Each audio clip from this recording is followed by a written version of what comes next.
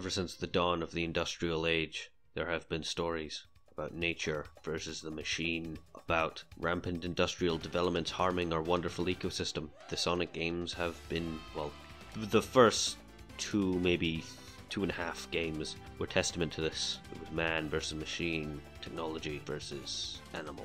This is one such story. This is the Sonic Terminator, a 5-issue arc, and it goes hard, people.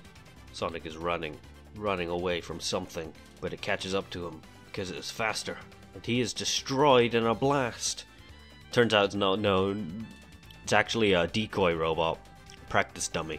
Excellent. That was the final test. Soon it will be time to begin Operation Terminate Sonic. The Robotnik troops have started a raid on Emerald Hill Zone. It seems that Badnik production is through the roof. Sonic decides that the best plan against these new baddos are to get captured. Surrender. Let them take you to your leader. Introducing General Trusk, a tusked animal, who seems to have betrayed his fellow animal kind just for the benefits of being on a winning team. You so-called freedom fighters have been a thorn in the side of Dr. Robotnik long enough, but all that will end with your visit to the Vego Fortress on Mount Mobius.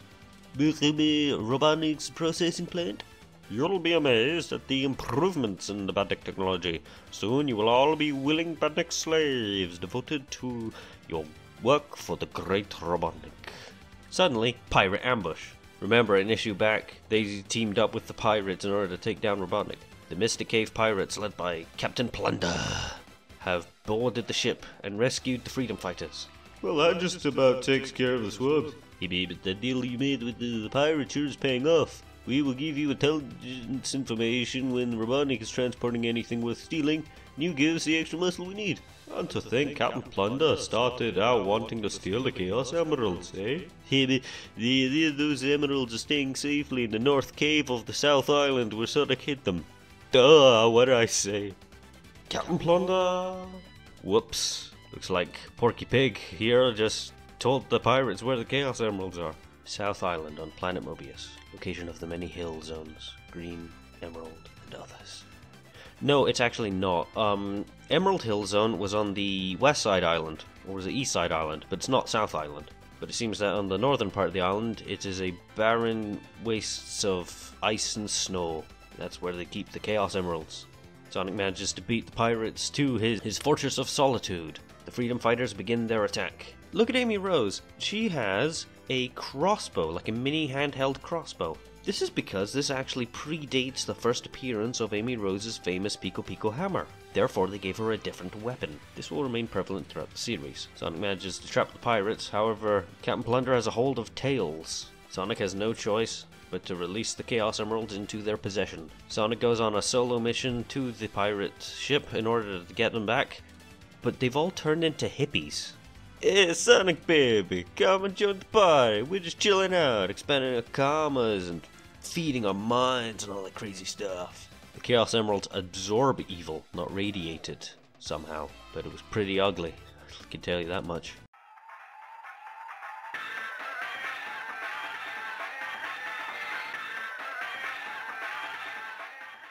Bring me Sonic the Hedgehog. It is time for his extermination. The Metallix has come, and he has come to destroy. I can't believe this. This new Marxio Brothers game, I mean, who cares about the adventures of 3 electricians? Ooh, burn. Someone is trying to contact the freedom fighters on the vid phone, which is like an early version of Skype. Sonic rushes to the Never Lake, and he sees the Miracle Planet, which is what we in the olden days called the Little Planet that appeared in Sonic CD. Because remember, this is a Sonic CD tie-in. It has been converted to machine. I am Metallix, the Metal Sonic. I serve the great Robotnik, and I am your destruction. Termination of Sonic, 98% positive and rising. Buddy, that 2% is all I need. Error. Recalibrating. Error. Sonic has begun a fight to the death with a giant machine designed only to terminate him, to match his skills. Their actions are destroying the rock formations in the environment. A smoke cloud has enveloped the area. Has Sonic survived? No. Proceeding with termination. Terminator. Error. Total system failure. Sonic has managed to take down the Metallix just for a moment. Analysis. Operating on 30% only. Conclusion. Tactical retreat and further use of live bait. Metallix has run up the chain onto the Miracle Planet. Sonic takes chase. The Freedom Fighters have arrived at Lake Never. However, the Miracle Planet, it should be green, but it is covered in machine, and now it's disappearing because it only appears once every month. So they're gonna have to be patient. Sonic has arrived on the planet, and Amy Rose is out in the open. Where has the Metallix gone? And suddenly he emerges. I was created to destroy you, Sonic. It is my only purpose, and I will never stop. Running is useless. You cannot escape your fate. Sonic has fled, running into the distance. You have drawn Sonic to the Miracle Planet. There is no further use for you. Bonk. Planets are round. That's how Sonic got there. He gave himself a running start. You cannot win. The technology that produced me also made this metal world. The planet is part of me, supplying me with limitless power. Surrender, Sonic, and I will make your final moment a quick one. Sonic termination, 70% probability. Sonic termination probability rising to 90%. When suddenly, a tiny blue blur, but it ain't Sonic. It's Sonic, a teeny tiny time travel duplicate. Quickly, jump into the beam. There's no time to explain, pal. Wait a minute. You're saying that in the future I turn into a midget? Ooh, Sonic, watch the language there. We can't call them midgets anymore. They're called little people now.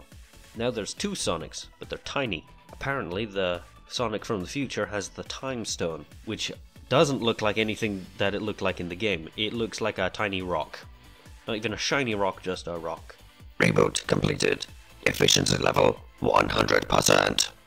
This is it. The supercharged Metallix is about to destroy everyone and everything. Sonic runs with the Time Stone, allowing him to travel into the past.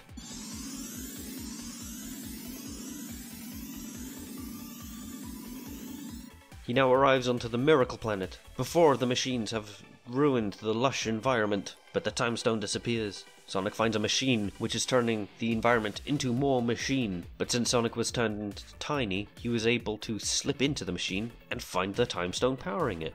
He then grabs the Time Stone, destroys the machine, he runs back to when he attacked Metallix, and now the panel plays out as the same as the previous issue. And as now Sonic from the past runs back in time to make everything a full circle, Metallix has lost all of his power. Not just that, he begins to fade from existence, as he never existed in the first place. And now Sonic has to spend an entire month on the Miracle Planet with Amy Rose. Oh, you poor bastard. I'm gonna detract a little from the script because I only learnt of the existence of Metallix and how he had a different name from Metal Sonic from my favourite YouTuber and a personal role model of mine, Daniel Hardcastle. But he always pronounced Metallix as Metallix, which I always thought was weird. Metallix! Hi Metallix, how are you? Metallix! Metallix. And now to patch for time, I'll read some of the B stories from these issues. If you travel a metric crap-ton light-years from the Earth, you will discover a small galaxy. Well, actually, you won't, because it exists in a parallel dimension, a different time zone, and the whole region is made up of dark matter. But if you were able to get there, this is what you would see. The beautiful, unspoiled world of Mobius. Unspoiled, that is, until Dr. Robotnik came on the scene. Hang on, this just said that the entire universe of Sonic the Comic is made up of dark matter. That means the matter-based Ivo Kantobor, therefore Dr. Robotnik, should have exploded upon contact with the dark matter universe. Oh no, wait, I'm thinking of antimatter. You know what, shut up. You can ignore me now. But I'm getting ahead of myself. Mobius is made up of various continents, and the continents are divided into areas called zones. Check out the Green Hill Zone, pretty nifty. Hey, don't ask me to name all the zones, or we'll be here all day. Okay, this just seems to play out like some sort of David Attenborough. It's like David Attenborough if he did Sonic the Hedgehog. It's just catching you up with the stories of Dr. Robotnik and everyone. It even shows us the construction of the Casino Night Zone from much earlier in the series. He has set up his minions to run some of the most important zones, like the Marxio Bros in the Casino Night Zone. Hey, we don't like being called a minion, do we, Chico? No way, boss. We don't like being called after any kind of fish.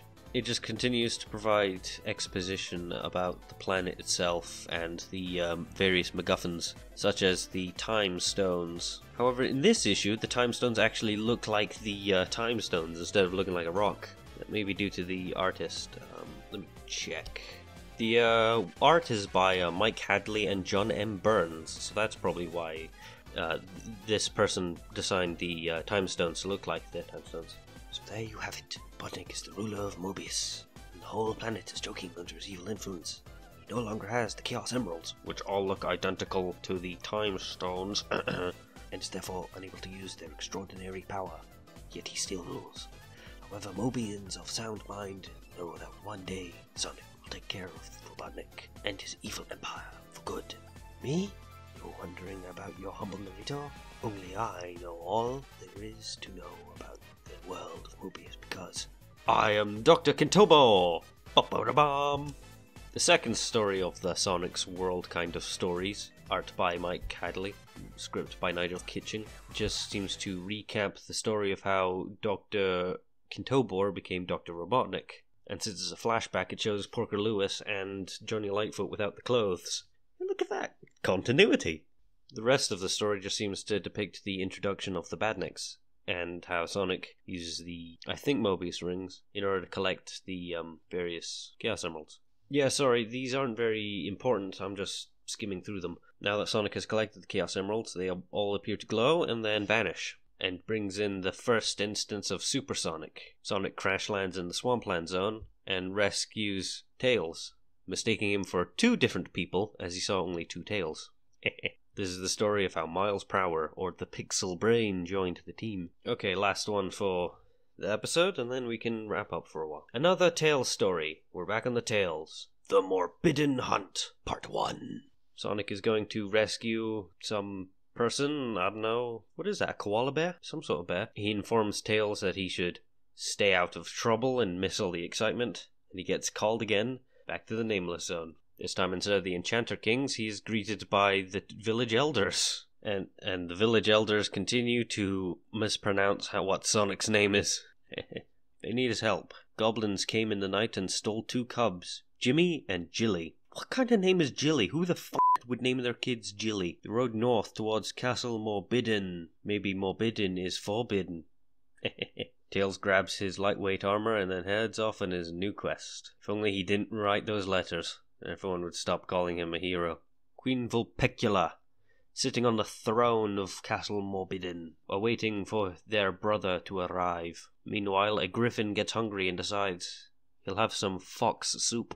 That'll conclude today, as the B stories now seem to take up 5 pages instead of 4. Oh, look at this, right at the end. Next issue, amazing compo. SEGA Multi-Megas to be won. Oh man, I hope I can win one of those. When's the deadline? Frankly, the SEGA Multi-Mega is a pretty radical device. This is going to wrap up the video today. Actually, it's going to wrap up the videos for a while. I'm going to take a break, take stock in what I've achieved, and maybe come back much later when I have far better production quality, backgrounds, and I'd love to have like guest voices so I don't have to do all the voices myself. So, yeah, have fun. See you soon. Cheerio.